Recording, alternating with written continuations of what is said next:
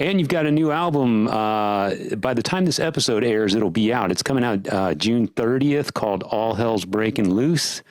It is your 15th studio album, which is incredible. Congratulations.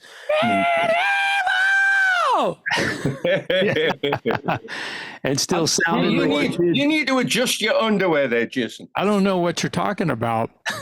New record. All hell's breaking loose. All hell's breaking loose. That's the one. Yeah. Yeah. 15th studio I love album. it so much, and thank you for sharing that with us. Yes. I what, 14? 15? 15 studio albums. Before you start getting into live albums and EPs and all that nonsense, yes. Right. That's incredible. Wow. What a career. 15. So I wanted to ask you right off the bat about the cover artwork. I love the cover. It's sort of comic book style artwork, a depiction of the band. Who did the artwork? Some gentleman who calls himself Maggot, funnily enough. I don't know. This is one of Mike's finds. We had a lot of issues with the previous cover with darting between one guy and another guy, and this guy is just very receptive to ideas. Like, try this, okay. Try this, okay. Rather than, no, I'm not going to make this guy look like you because I don't think you look like that. I'm going to make you look like the Hulk or something. It's like, no, my face doesn't freaking look like that, you idiot. So this guy, it would just be like, can you do a better likeness? And it's like, yeah, sure. Boom. And he nailed it. So it's obviously a follow-on from Metal City art-wise, but it's not, I mean, that was deliberately total comic book fronts, with the barcode and all the other stuff.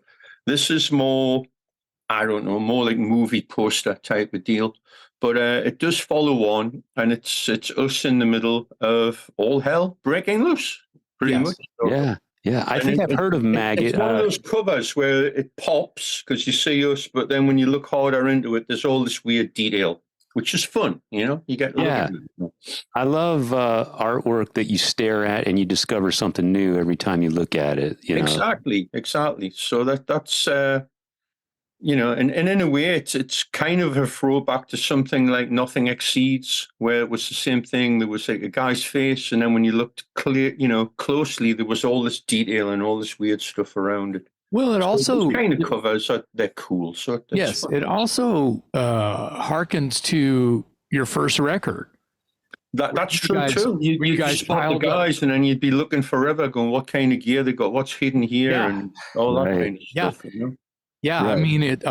For those of you who suck and don't have Rock Until You Drop, you need to go find a reissue quick because you're not going to find an original, and you need to see the art that I'm talking about. The photograph is a pile of Englishmen. No, wait, a pile of gear. Talking about the same band with you guys, like sort of like crash bang wallop in the middle of it.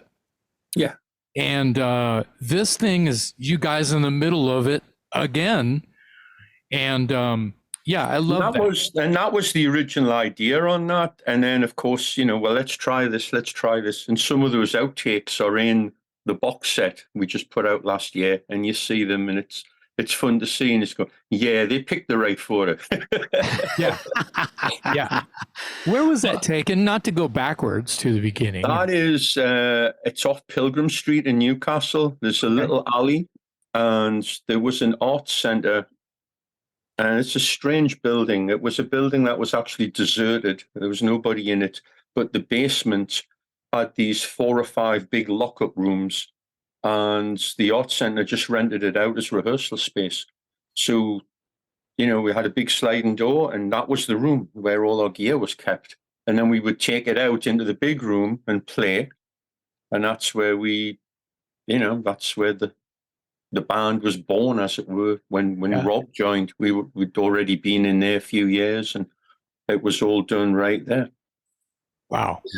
Yeah, and it's all totally gone They flattened the building, they filled in everything underground, and now they're building a 30-story skyscraper on top of it, which is crazy. Sounds like Austin. Yeah, it sounds like every metro area. Yeah. What was there is not no more. So right. You know, the cover going all the way back to the first album, since Jason took us back there, and all the way up to the new album. You know, your artwork also sort of hints at the sense of humor that has always been sort of a theme within Raven. How important? You guys don't seem to take yourself too seriously. I mean, obviously you do with the music, but how important is humor to you guys? Oh, it's very important. I mean, you're right. I mean, we have a lot of fun. We goof off. We do a lot of silly stuff, but we're very serious about what we do at the same time. But I think that's a huge part of what we do, because there's so many bands there who are dour and they're miserable, and they're all, we are metal, and it's just like, yeah, you're metal. We get it. All right. But right. At the end of the day, everyone has to wipe their ass and put their pants on one leg at a time. So, you can be metal when you're up on stage, but what do you mean? I can't have that quarter pounder with cheese. Don't you know who I am? And all that shit, No. No. Well, Jason sent me a few of the tracks that you forwarded to him, and I love what I'm hearing. "Go for the Gold" is your first single off the new record. You've got a video for it. You've got a video for a few tracks off this album that people can look up on YouTube. Let's Go for the Gold and this Surf the Tsunami. Yeah. I wanted to talk specifically about "Go for the Gold." I noticed in that video you're wearing a Blue Oyster Cult t-shirt. Yes. He lights up. Look at that. What, just off kind of weird here, what's your favorite Blue Oyster Cult record? Probably the live album. I'm such a live album guy. That was the first album I heard. There was a kid who we still know, Keith Foster, who lives in Newcastle. When he was in Mark's class at school, and he just said, "You're going to see Blue Oyster Cult tonight." I'm like, "Who? Come on, they're great." Okay. So we went to the City Hall to see Blue Oyster Cult, and they were fantastic. They were awesome. And that was the tour for On Your Feet or On Your Knees. Nice. So that and the studio album would probably be Secret Treaties. There's so many cool songs on that. Yeah. I asked because I saw that in the video, and I just happened to last night be listening to Fire of Unknown Origin. And I have to say, I know that might be the obvious choice for most people, but it is my favorite, and right behind it is Secret Treaty. So didn't want to get off on a Blue Oyster Cult tangent, but I noticed that's okay. I like nothing wrong with that. Yeah, I noticed you were wearing the shirt, and I thought it was cool.